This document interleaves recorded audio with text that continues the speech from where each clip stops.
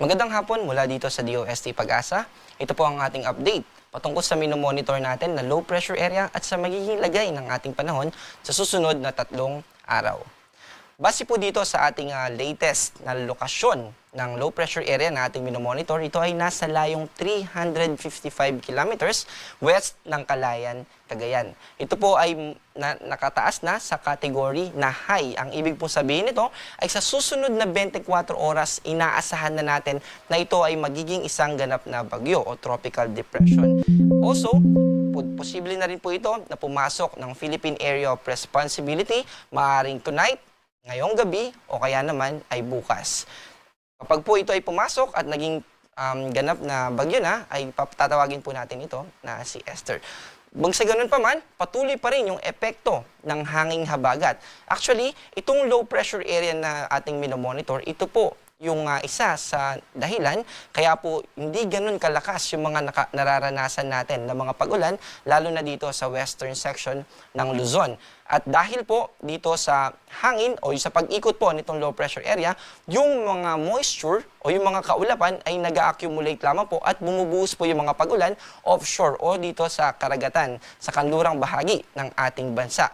At ito rin po yung dahilan kaya di pa rin po tayo nakakapag-onset ng rainy season. Also, mamaya po ay babalita din natin na nag-onset na po. So, next po natin na update ay dahil sa patuloy na epekto ng habagat ay nakataas pa rin yung ating weather advisory. Ibig sabihin, posible pa rin na makaranas ng 50 hanggang 100 millimeters na mga pagulan yung ilan nating mga kababayan sa western section ng Northern Luzon at Central Luzon. Ibig sabihin po ng ganitong amount ay posible yung mga pagbaha, lalo na sa mga low-lying areas o dun sa mga bahaing lugar. Dito po yan sa Ilocos Norte, Ilocos Sur, Abra, La Union, Benguet, Pangasinan, Zambales at Bataan. Ganito din po yung ating inaasahan simula bukas ng hapon hanggang sa Sabado ng hapon. Pero ang difference po nila ay mababawasan na po. Ibig sabihin, maaalis na yung ating weather advisory dito sa probinsya ng Bataan. Yung naka-gray po, di po ibig sabihin yan ay hindi na tayo makakaranas ng mga pagulan. Posible pa rin po, pero hindi kasing lakas itong inaasahan natin dito sa western section ng Northern and Central Luzon.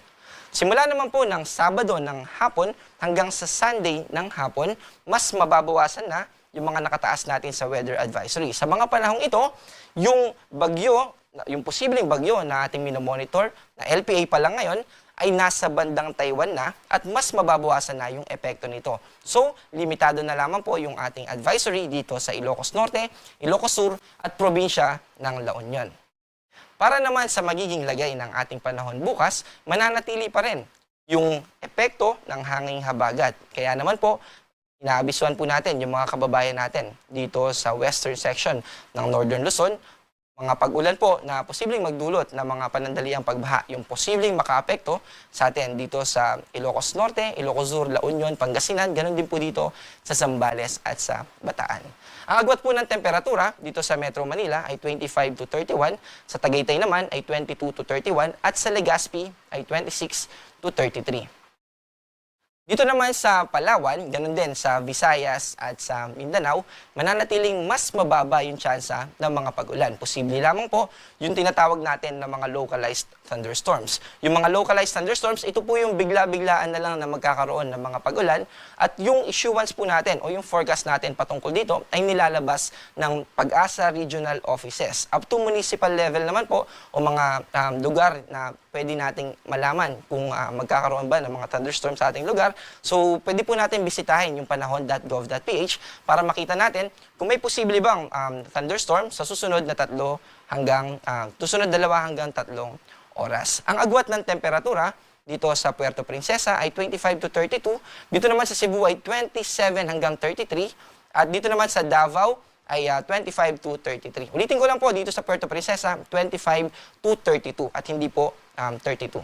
Ay 22. So wala naman po tayo nakataas na gale warning, pero inaasahan po na posibleng umabot ng hanggang 3.4 meters yung taas ng alon na posibleng makaapekto sa ating mangingisda o sa ating paglalayag. Kaya mag-ingat po, lalo na dito sa northwestern portion ng Luzon, yung mga kababayan natin na mangingisda.